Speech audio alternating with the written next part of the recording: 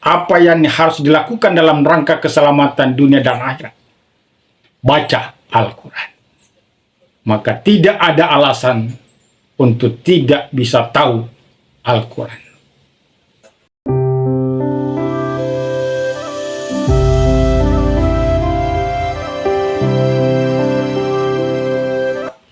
Bismillahirrahmanirrahim. Assalamualaikum warahmatullahi wabarakatuh. Alhamdulillahi rabbil alamin.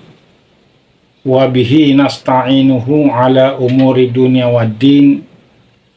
Wassalatu wassalamu ala asrafil anbiya'i wal mursalin. Wa ala alihi wa ashabihi ajma'in. Amma ba'd. Kaum muslimin rahimakumullah. Al-Quran adalah kitab suci umat Islam yang merupakan firman Allah Subhanahu wa ta'ala yang diwahyukan kepada Rasulullah Muhammad sallallahu alaihi wasallam dengan perantaraan malaikat Jibril.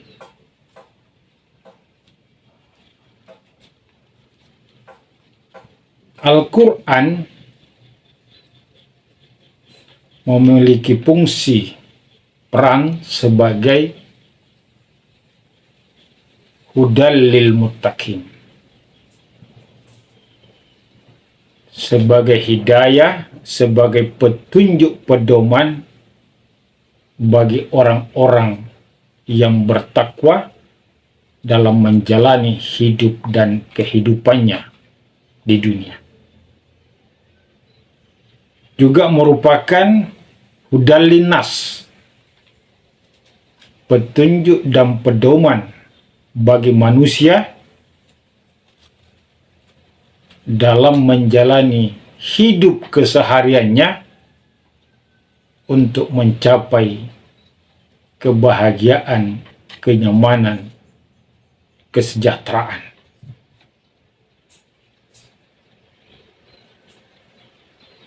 Apa itu hudan atau hidayah? Secara lugawi artinya petunjuk.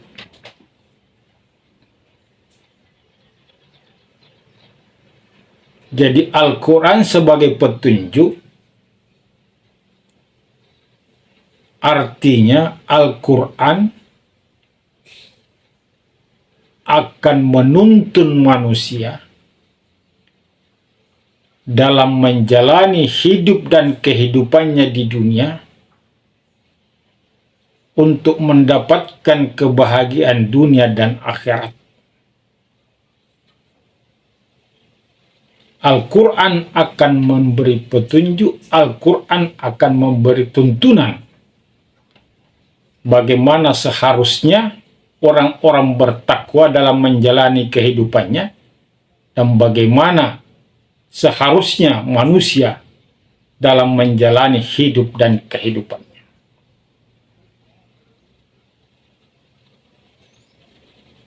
Hudan ini termaktub di dalam surah Al-Baqarah, salah satunya pada ayat kedua.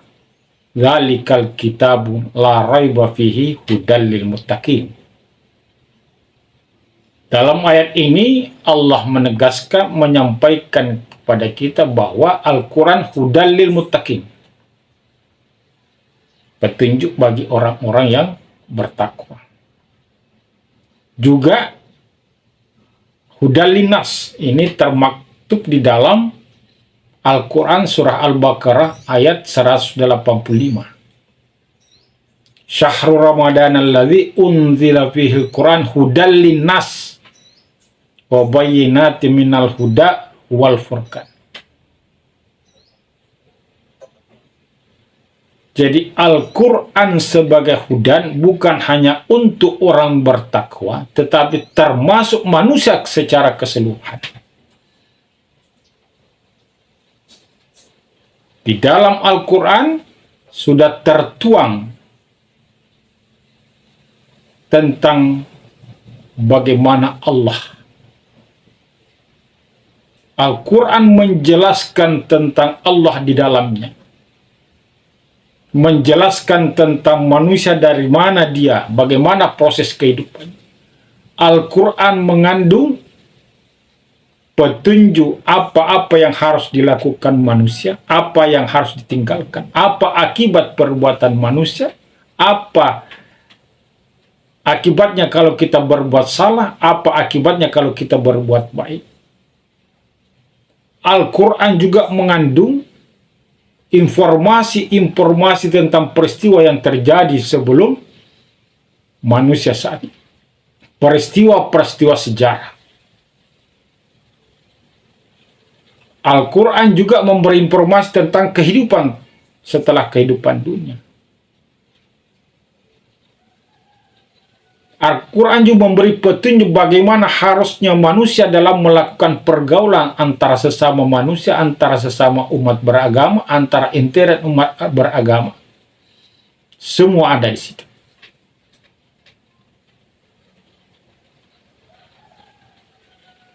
Sehingga manusia kalau mengikuti Al-Quran,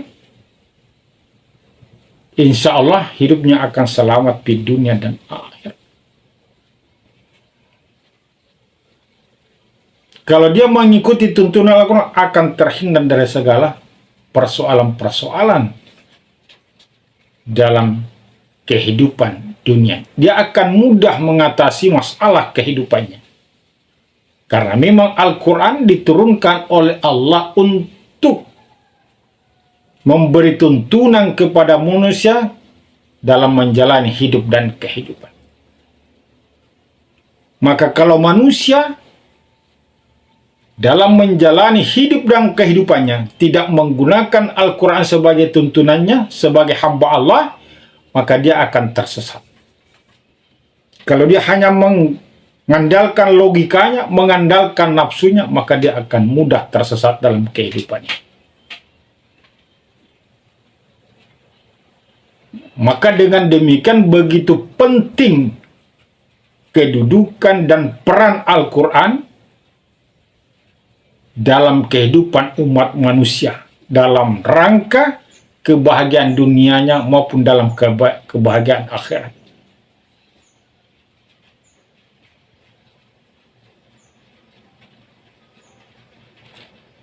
Persoalan kita sekarang, mirisnya yang sangat memprihatinkan kita, banyak umat Islam yang tidak tahu baca tulis Al-Quran, tidak mampu membaca dengan baik dan benar. Berdasarkan data terakhir yang bisa kita baca, bahwa terdapat 65% dari kalangan orang-orang Islam tidak bisa baca, buta aksara Al-Quran.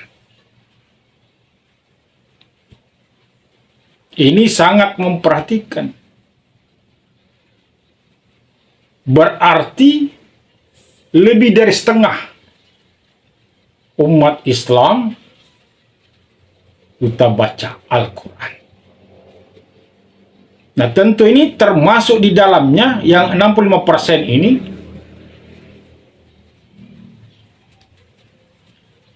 masyarakat umum.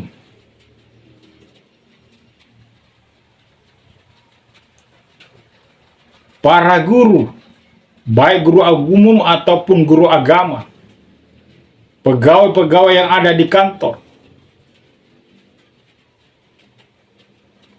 siswa-siswi yang ada di sekolah umum maupun di sekolah swasta, sekolah agama, atau misalnya di madrasah, di sekolah-sekolah SMA, SMP, SD. Ini termasuk di dalamnya yang 65%. Sangat memperhatikan kedudukan Al-Quran yang begitu penting bagi kehidupan seorang muslim, tidak bisa baca Al-Quran. Dalam hasil riset Institut Ilmu Al-Quran yang meriset 25 provinsi dengan mengambil sampel 3.111 orang muslim. Hasil risetnya 72,25% muslim tidak bisa baca Al-Quran dengan baik.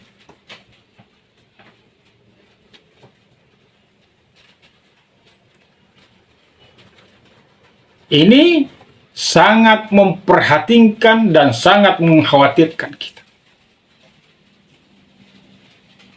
Karena mereka tidak tahu kitab suci. Lalu bagaimana dia bisa mengikuti tuntunan Al-Quran? Bagaimana bisa dituntun oleh Al-Quran ke arah yang baik, ke jalan yang benar, kalau umat Islam saja tidak tahu membaca Al-Quran?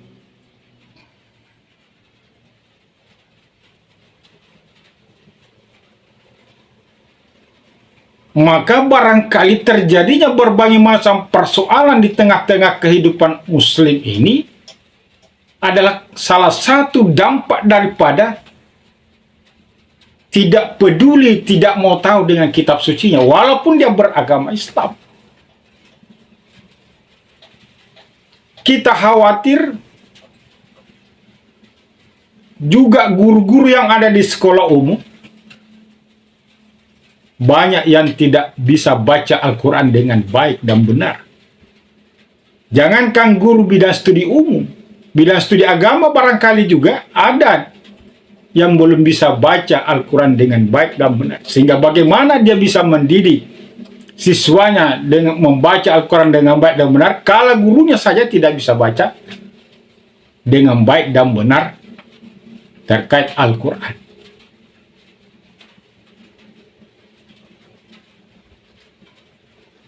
Ini miris. Sehingga inilah barangkali juga yang disinggung oleh Rasulullah SAW karena banyaknya yang tidak baca tulis Al-Quran.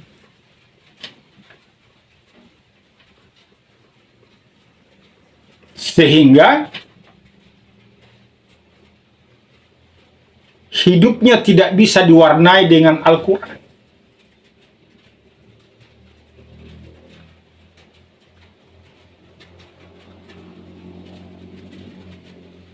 Hidupnya tidak bisa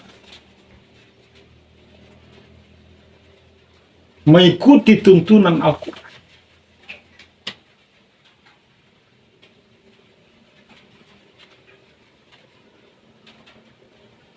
Sehingga muncullah sabda Rasulullah sallallahu alaihi wasallam,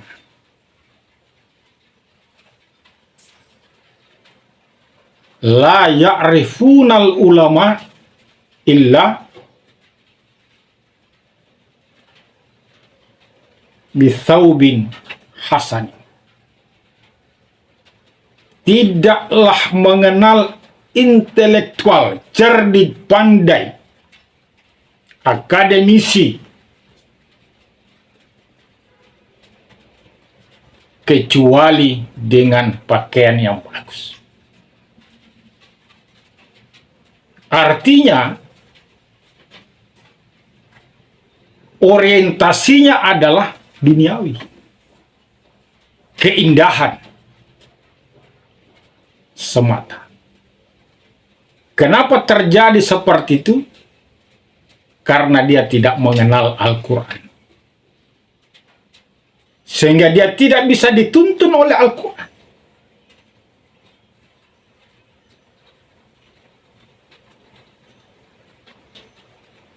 tidak mengetahui kandungannya Al-Quran. Sehingga Rasul mengatakan, la ya'rifunal ulama illa bithaubin hasan.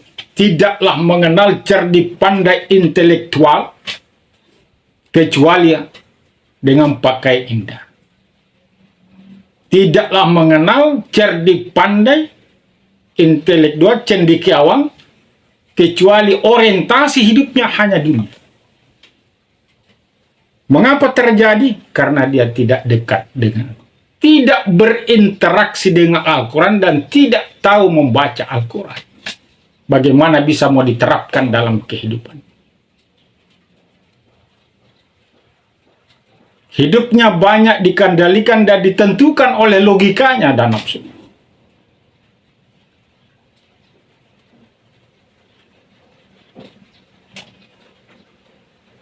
Kemudian Rasulullah mengatakan,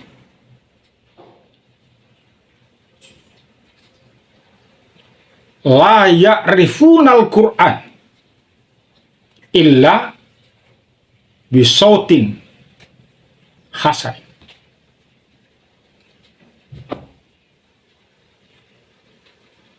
Tidaklah mengenal Al-Quran kecuali hanya dengan suara yang indah, suara yang merdu. Al-Quran itu hanya dipakai untuk memperbagus, dibaca untuk memperbagus, memperindah suaranya.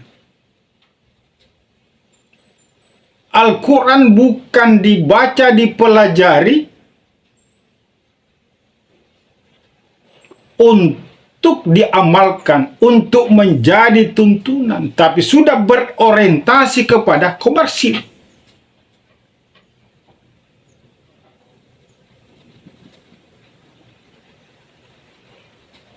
Jadi kedekatannya dengan Al-Quran bukan kedekatan berinteraksi dalam rangka mengikuti tuntunannya, tetapi dekatnya dalam rangka dimanfaatkan untuk orientasi dunia.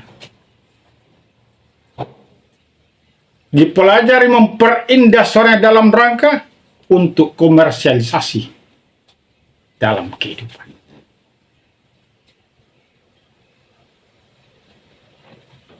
Sehingga akan berujung la ya'budunallaha illa fi syahri Ramadan. Akhirnya mereka tidak mengenal, tidak menyembah Allah. La ya'budunallaha illa fi syahri Ramadan. Kecuali pada bulan Ramadan. Orientasi ibadahnya adalah kondisional, situasional. Pada waktu-waktu tertentu saja. Ditegaskan dalam hadis terus. Kelihatan nanti beribadah kalau pada bulan Ramadan. Ini bentuk-bentuk pengaruh kita tidak dekat dengan Al-Quran. Tidak mempelajari Al-Quran. Tidak mentelaah Al-Quran.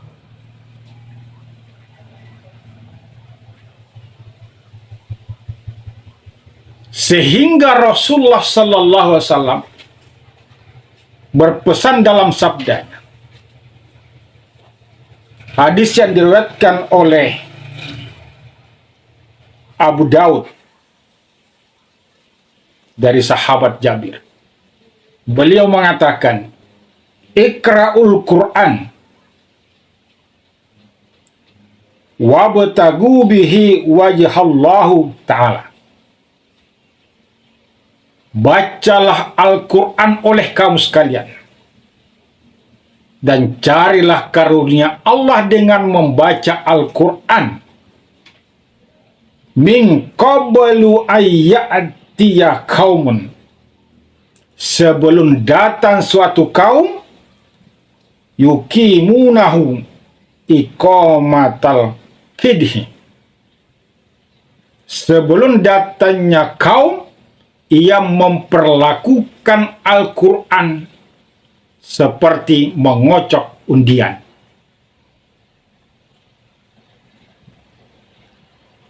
yata'ajjalunahu, yang hanya mengharapkan pahala dunia, wala yata'ajjalunahu, dan tidak mengharapkan pahala akhirat.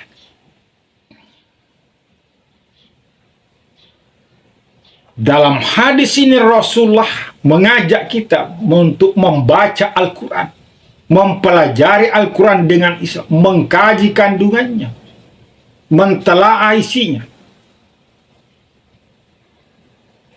dan mencari karunia Allah, keridhaan Allah dengan membaca Al-Quran. Kenapa perintah Rasul seperti itu? Karena Al-Quran itu adalah merupakan penuntun hidup kita, hidayah Allah Subhanahu wa Ta'ala, agar hidup kita dalam kehidupan dunia ini sampai kepada tujuan akhir tidak ada masalah, bahagia di dunia wal akhirah. Pelajari memang Al-Quran, kata Rasulullah, sebelum datang akan datang suatu kaum nanti yang sikapnya terhadap Al-Quran itu seperti mengundi, seperti mengocok sebuah undian, dan tidak mengharapkan pahala akhirat, yang hanya mengharapkan pahala. Artinya, ada suatu kaum yang mempelajari Al-Quran dengan orientasi hanya untuk dunia belaka. Bukan untuk dijadikan tuntunan, tapi dijadikan untuk mencari sesuatu yang hanya berkaitan dengan dunia. Apakah ini sudah terjadi? Ya, kita lihat saja dalam realitas kehidupan kita. Apakah ada yang seperti itu? Al-Quran ditulis dengan indah tetapi tidak diikuti tuntunannya. Al-Quran dibaca dengan indah tetapi tidak diikuti keinginan Al-Quran tersebut. Semua orientasinya dunia.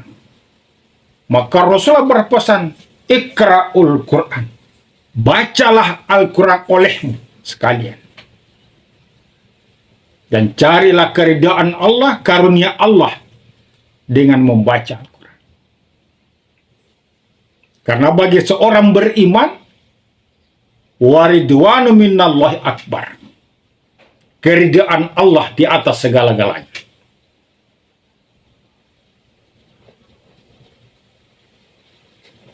Oleh karena itu, mari kita baca Al-Quran, mempelajari dan untuk mengikuti. Mari dekatkan anak-anak kita. Jangan hanya guru agama yang harus tahu dengan Al-Quran, tetapi guru-guru umat Islam yang bukan guru agama tidak mau tahu dengan Al-Quran. Al-Quran itu diturunkan untuk semua manusia. Hudal linnas. Diturunkan pada bulan Ramadan dalam rangka hudal linnas, sebagai tuntunan bagi manusia. Wa bayyinatil huda wa bayyinatin minal huda. Dan Al-Quran itu akan memberi penjelasan tentang fungsi dan tugas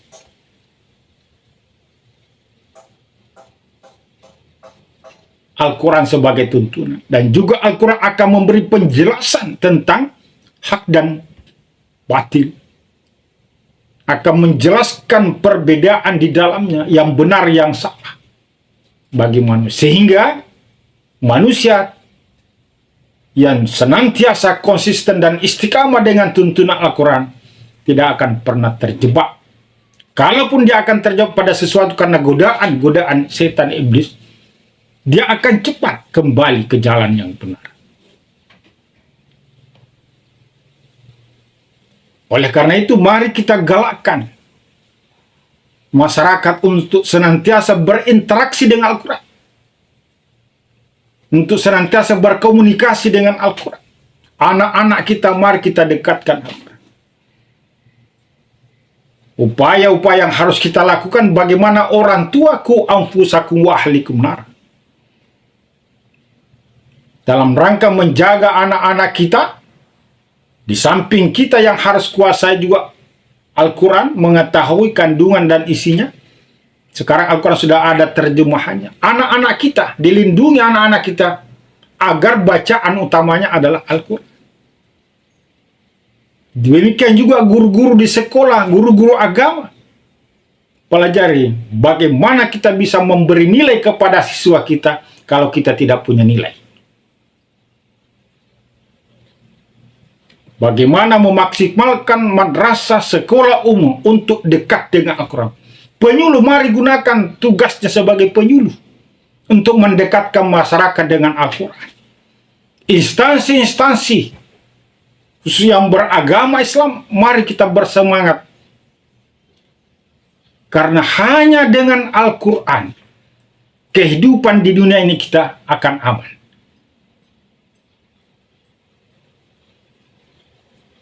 Barangkali kehidupan kita caruk-maruk ini karena kita kembali kepada tuntunan Al-Quran dalam melaksanakan aktivitas kita dalam kehidupan dunia.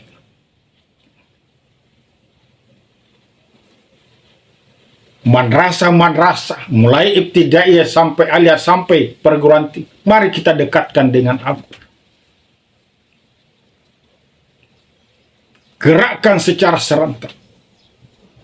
Data terakhir ya, sebagaimana saya kemukakan di atas tadi, 65% umat Islam, data terakhir tahun 2023, tidak bisa baca Al-Quran. Lalu bagaimana umat Islam itu bisa hidupnya dapat sesuai dengan Al-Quran kalau dia tidak bisa baca Al-Quran? Bahkan risetnya Institut Ilmu Al-Quran di 25 provinsi dengan sampel 3.111 Muslim, 72,25% tidak bisa baca Al-Quran dengan baik. Ini perlu mendapat perhatian kita sebagai umat Islam. Sangat memprihatinkan. Oleh karena itu, mari kita baik kita sebagai orang tua, sebagai guru, sebagai lembaga. Mari kita gerakkan masyarakat kita, diri kita, anak kita, siswa kita untuk senantiasa berinteraksi dengan Al-Quran. Kata Allah, sebelum datang suatu kaum yang memperlakukan Al-Quran itu orientasinya hanya dunia semata. Mereka mempelajari Al-Quran dengan orientasi untuk memperindah suaranya, orientasinya dunia belaka. Mempelajari Al-Quran, menulisnya dengan indah, dengan baik, hanya untuk orientasi dunia. Tidak mengikuti tuntunan yang ada di dalam Al-Quran yang dia tulis, yang dia baca, yang dia perindah. Maka tidak ada lain jika dunia ini mau kita tempati dengan nyaman, dengan baik, dengan sejahtera. Mari kita ikuti tuntunan Al-Quran sesuai perintah Allah. Kalau kau ingin menjadi orang yang bertakwa, maka kata Allah, Al-Quran adalah tuntunan. Jika ingin manusia hidupnya damai dan sejahtera, bisa membedakan hak dan yang batil, tahu membedakan mana yang harus, yang mana yang tidak tahu, bisa mengenal Allah, tahu peristiwa sejarah, apa yang harus dilakukan dalam rangka keselamatan dunia dan akhirat, baca Al-Quran. Maka tidak ada alasan untuk tidak bisa tahu Al-Quran. Mari kita gerakkan Al-Quran agar masyarakat kita, anak kita, siswa kita, santri kita, orang tua kita, pemerintah kita, semua dekat dengan Al-Quran sebagai seorang Muslim sebagai seorang mukmin. Demikian yang dapat kami sampaikan. Wabillahi taufiq wal hidayah. Wassalamualaikum warahmatullahi wabarakatuh.